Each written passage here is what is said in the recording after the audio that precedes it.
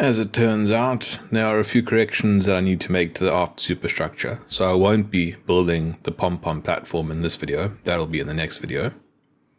Fortunately, the corrections are quite minor. Essentially, I just need to add in a few more details, so this won't be very difficult to do.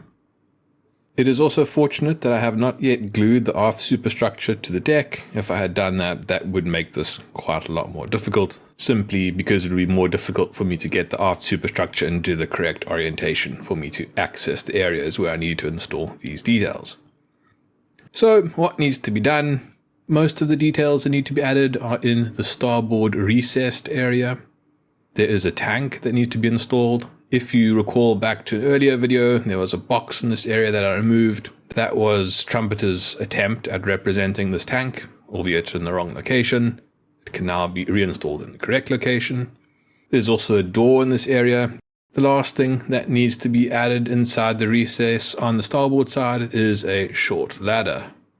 In addition to the details that need to go in the recesses, on the platform there are a couple of signal lockers that need to be installed. Then on the aft face of the superstructure, there's a small boom.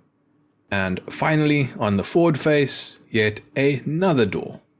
As you can see, all of these modifications just require me to add in more detail. I don't have to remove or cut anything out of the superstructure. That is going to make this a whole lot easier to deal with. To begin, I'm going to prepare the components, starting with the tank.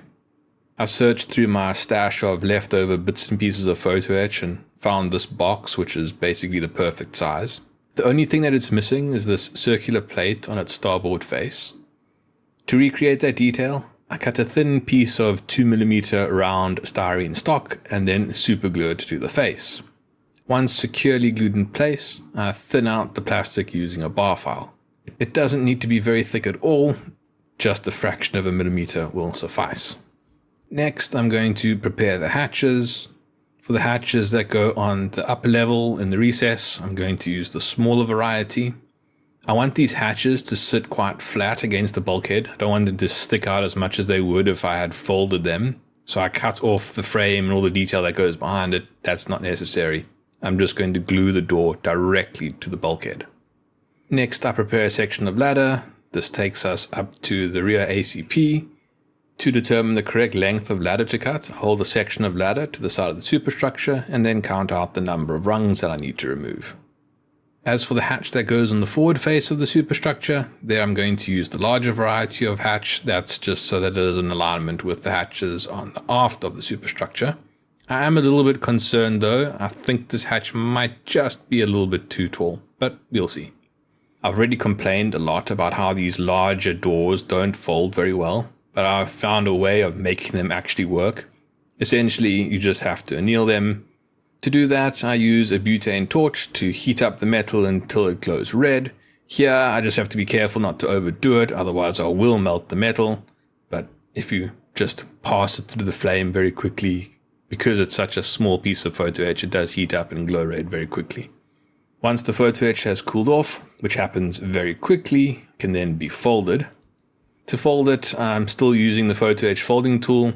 It's still tricky even though it has been annealed. You do need to be quite careful and make sure that this bend does really get the hinges at the right position. Otherwise, the door won't meet the frame once it's folded over. Annealing makes the metal a bit more flexible, which makes this a lot easier to actually do correctly. Now that all the components have been prepared, installation can begin.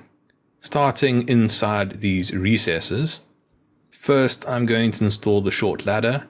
To install the ladder, I apply a small drop of thick super glue to the top of the platform where the ladder will be installed, and then I place the ladder in position.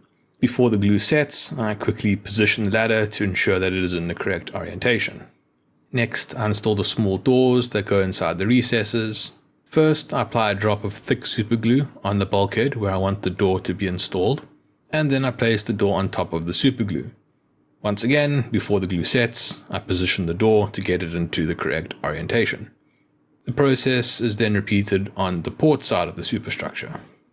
Unfortunately, it was as I feared, and the large door is too big to fit under the protrusion on the forward face of the superstructure, so I'm going to have to replace it with the smaller version of door. So I just quickly cut one of those out and prepare it. Its installation is the same for all of the other hatches. I place a drop of thick super glue on the bulkhead where I want the door installed, and then I place the door on top of the super glue. Once correctly positioned, I then reinforce the bonds using extra thin super glue that I apply with a wire. Since I had not yet applied extra thin super glue to the other two doors in the ladder, I apply extra thin super glue to them at the same time to ensure that they are properly bonded. Now that the details that sit flat against the bulkheads are installed, I can install the tank. I wanted to do this last because it would make the area just a little bit more crowded and potentially obstruct me from accessing some of the other details. To install the tank, I apply a small drop of thick super glue to the top of the tank, and then put the tank in place and position underneath the platform. The final set of details are flag lockers that need to go near these openings on the side of the splinter shield. Here I apply thick super glue to the base of the signal lockers and then put them in contact with the deck.